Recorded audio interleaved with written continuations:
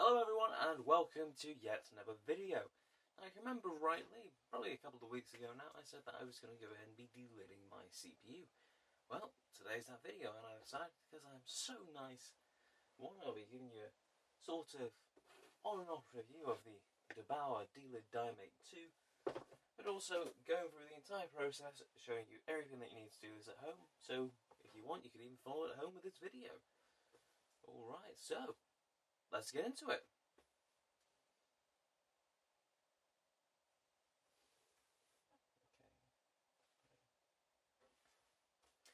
Hello everyone, welcome to yet another video. Now, you remember rightly, about 2 weeks ago now, I said that I was going to be doing a video on delidding my CPU.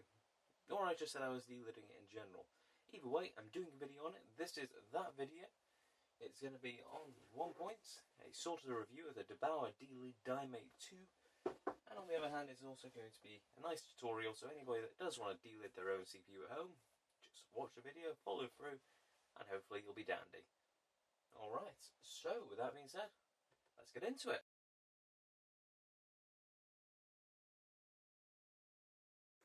Alright, so what's everything that you actually need to go ahead and do this? Well, starting off, basically, you need your usual tools for getting into your PC, taking it apart, and everything that you need to go ahead and get to your CPU. You're going to be needing preferably some decent isopropyl alcohol, aka rubbing alcohol. This is 99%, I get it from Hex Seal on Amazon. Great little bowl, it's the second one that I've gone through. You're going to need something to go ahead and wipe away that thermal paste when you're using that.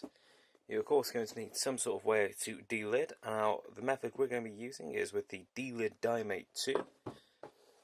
Of course, because we're going to be using liquid metal in ours, we're also going to need some silicon conformal coating. The liquid metal, which I've already mentioned.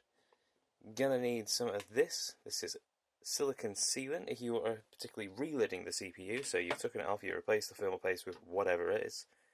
That's what you use to go ahead and put it back on. You don't have to do this, it's an extra step, but I prefer to do this so it doesn't fall apart. And for that I'm going to use some cocktail sticks, because these are nice and thin and pretty good for spreading that on the IHS. And finally some thermal paste or liquid metal if you prefer to put that on top of the IHS, but just for this video we'll be using this. Okay, so that's everything you need. A piece of paper does come into this at some point, so I recommend you at least have a piece of paper. But let's go ahead and start taking this apart, get the CPU out, and, well, start this video off.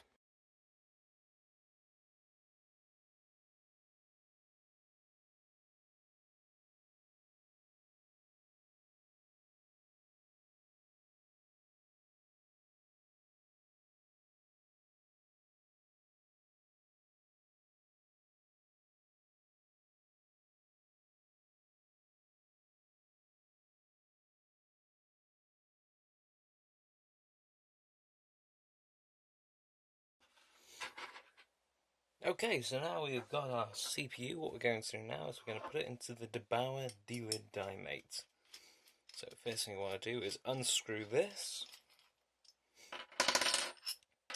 Take that little bolt out there, so what we do is we line up the, come on, focus, gold triangle there, the triangle that is cast in there, we put it into the bits.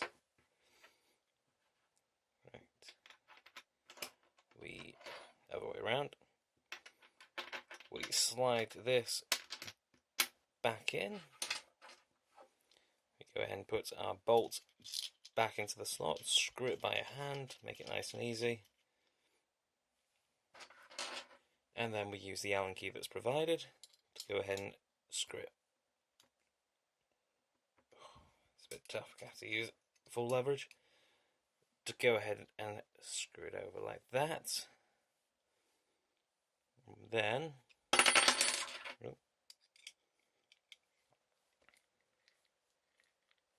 see how the IHS is now touching the wall. That's ready to come out, so we just unscrew the bolt again, take out the slide, and that should be ready for cleaning.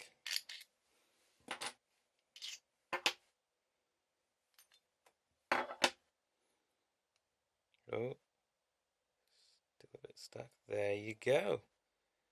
God, that's a bit of a monstrous CPU, isn't it? Right, so what we're going to do now is we're going to clean up all this silicon, take it all off, clean up all the old fail paste, and then we will move on. Okay, when it comes to cleaning the actual CPU die, you want to be super careful with this, because if you crack that silicon, you have lost your CPU. Also, warning, if you're doing this with a CPU that's in warranty still, you will lose it. Do not do it if it's in warranty, unless you are, a serious overclocker. Otherwise, enjoy.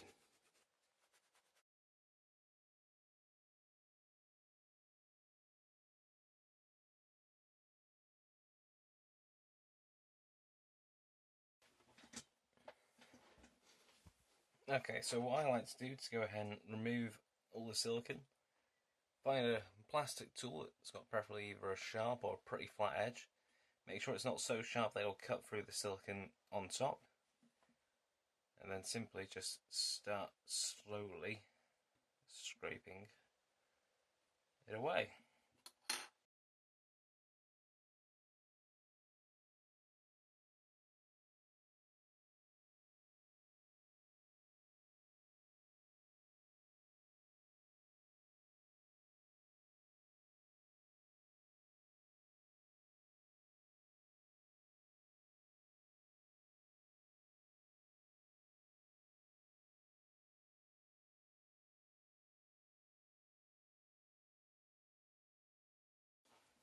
Okay, so now that we've mostly cleaned up most of the silicon that was sitting, well, the silicon adhesive, if I can actually speak right, most of the silicon adhesive, what we want to do now, especially with slightly older chips, you see here, you've got a load of resistors and everything along the side here, underneath the IHS, you want to go ahead and cover these with conformal coating.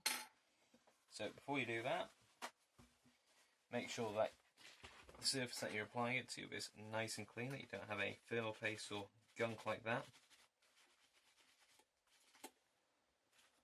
Nice and clean, wipe away any dust.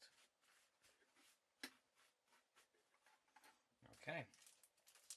What I use is this flexible silicon coating from Electrolube. Careful this, because a lot of it will contain xylene, which is slightly harmful. So when you're doing it, you just unscrew the cap, wipe off as much of the excess as you can, because you do not need a lot, it goes very, very far.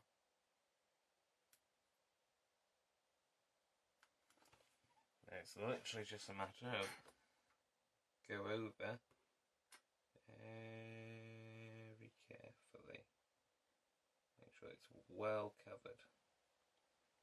The reason why we do this is because liquid metal has this annoying habit of shorting stuff out if it gets all over it. So what this is going to do, it's going to protect it from the liquid metal we're going to be applying.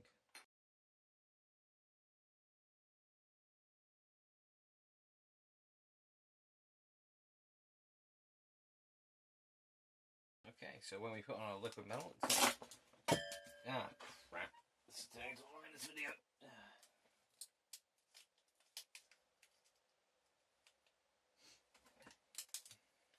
Well, that's going to make it to the final cut.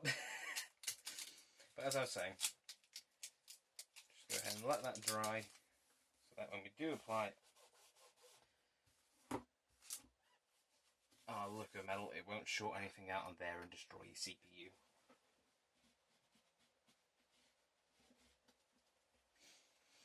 I'm going to have a fun time cleaning this up. Okay, so what we're going to do now is we're going to put our liquid metal onto the CPU now that the conformal coating is finally dried. So first things first,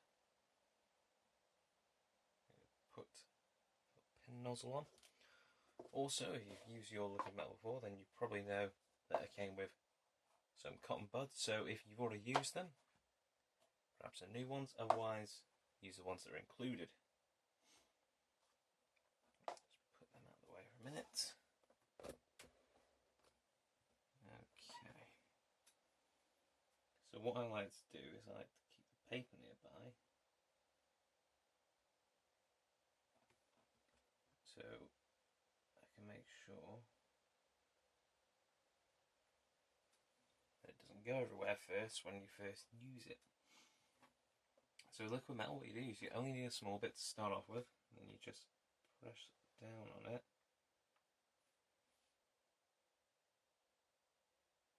Tease it back on.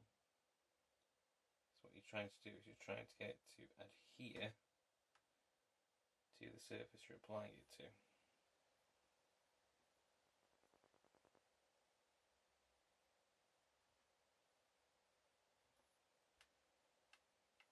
Eventually, as it starts adhering, it should go nice, shiny, like so. Just want to make sure that you get it on all of it. You really don't need much liquid metal to go ahead and cover a CPU die. That's the reason you saw me only put down a little drop. Yet that little drop has managed to completely cover this die.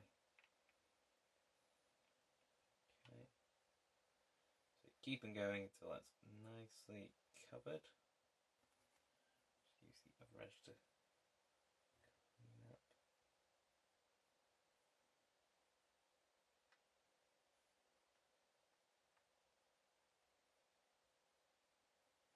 Okay. Now you want to make sure that you get a nice even coating on this. So take your time with it, don't worry too much, and I'll jump. Well, I say jump. I'll fast forward until this is properly coated.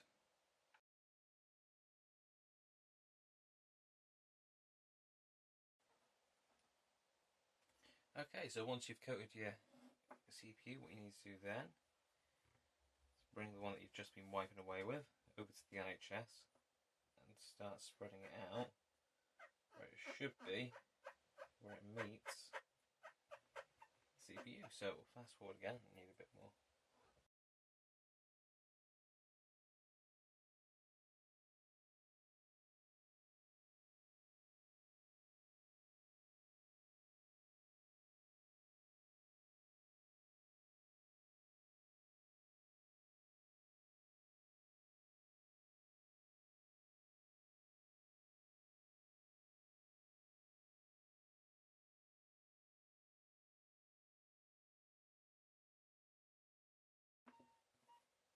Okay, so once you're done, it should look something like this. Okay, you want to make sure that you don't have much on there. If you do have any excess, just be careful of it. You don't need a lot. You just need enough to cover both sides of where you're applying it to. Okay. So what we're going to do now is I'm going to grab a tool for this to make sure it's actually getting a contact between them. If it's not getting any contact, well then you're going to have to apply a bit more liquid metal, but if it is, which it hopefully should be, we can move on to actually sealing her up.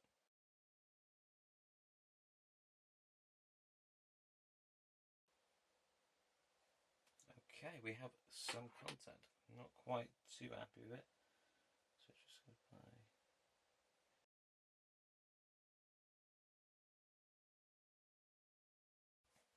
Okay, so we've got our liquid metal ready. We've got the IHS nice and clean, ready for the last major step, which is putting on the silicone adhesive to reconnect that to the CPU die. Just get the once over, make sure there's nothing else sitting on it, and then at your own leisurely pace,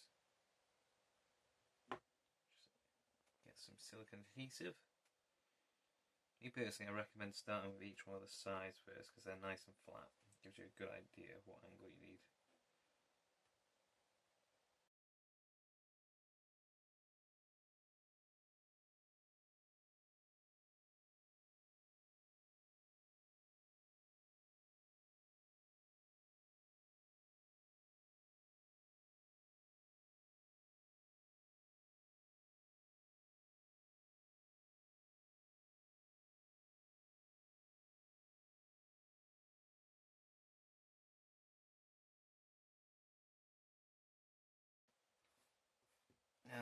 done with that, what we do is we get our realignment tool, this nice little thing here. We put that hook there, make sure that's the right way, make sure that's the right way.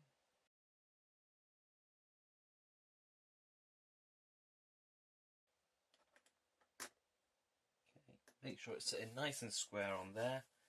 And then what we do next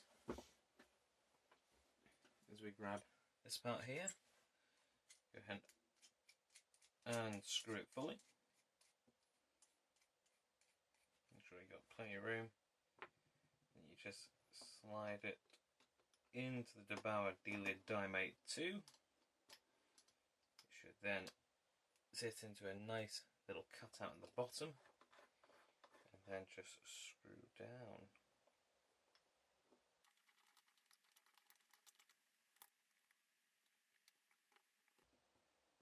Make sure it's on there nice and tight. Okay. Squeeze it as hard as it will go. Don't worry too much, it's a good mount so it's not going to go ahead and break anything. And then make sure it's still perfectly aligned, just wiggle that around a bit. There you go. That is how you relid. So what we're going to do is now going to wait for this to cure. So this takes about 24 hours.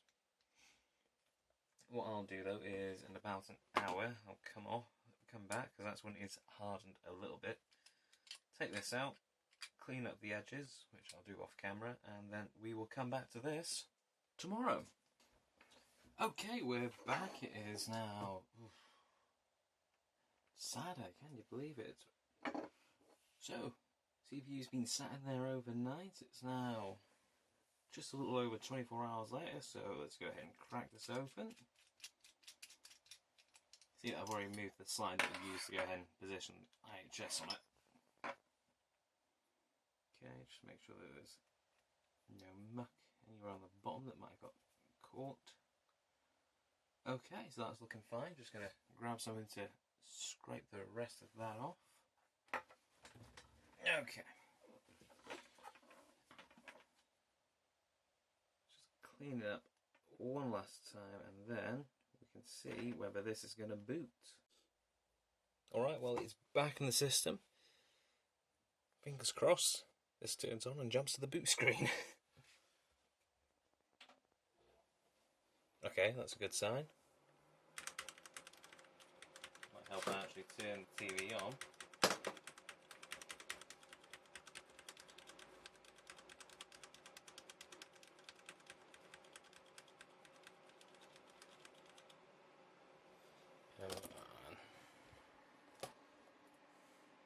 Hey, we got life. Okay, so let's see. Temperatures look fine. Looks like it might be cooler correctly, as well as the IHS. Okay, that's the settings that it should be. So we are going to save changes and reboot.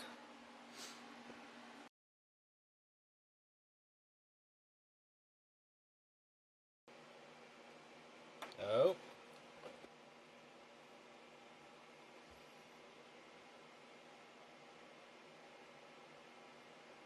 Hey, there we go. That's what we like to see.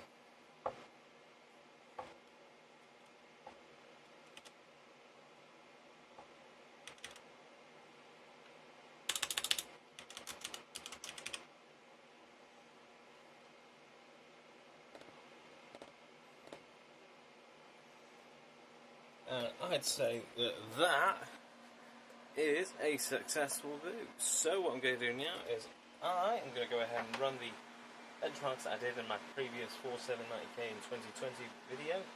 Put those in, add a bit of a voiceover so you know what's going on, and, well, film and exit. Alright, we are back. Sorry for the noise and that look kind of unavoidable at the moment. But what I really wanted to mention for this segment here is, well, as you can see, well, obviously the results are going to be the same because it's running at the same clock speed. But the biggest difference, and the reason why I've got Hardware Info 64 sitting on the right there, as you can see, it's got running too hot for what it is, like what, mid-50s? Maybe pushing a little over 60 on the odd core or two. Keep in mind, that used to be in the 70s or 80s. That's like a 10 to 20 degree drop. You know, this is just this one instance. Since then, I've managed to really go ahead and see as much as a 25 degree drop in like certain tests, so I'll probably mention them another time, but yeah, that's really impressive. I love it. Good job, me, I guess. I'm gonna jump to the ending here. So, what are my thoughts then on the Delid Die Mate? Well, for what I paid, I'd say it is well worth the price. This little unit here, if I remember rightly, it cost me about 35 British pounds to go ahead and buy. Considering that allows you to go ahead and safely delid your CPUs without too much hassle with a pretty nice and easy system. Not to mention it also gives you specialised tools for putting it back together once you're done. How can you really dislike it? It does its job well, it's well put together, all these parts are nice solid feeling chunks of metal. You know, bar this bit here, but even still this is machined pretty damn nicely. Not to mention it gives you enough wiggle room to reposition it yourself properly. So all in all, I say it's a brilliant little tool, and if you are into extreme overclocking and you want to try this out yourself, I recommend that you get one.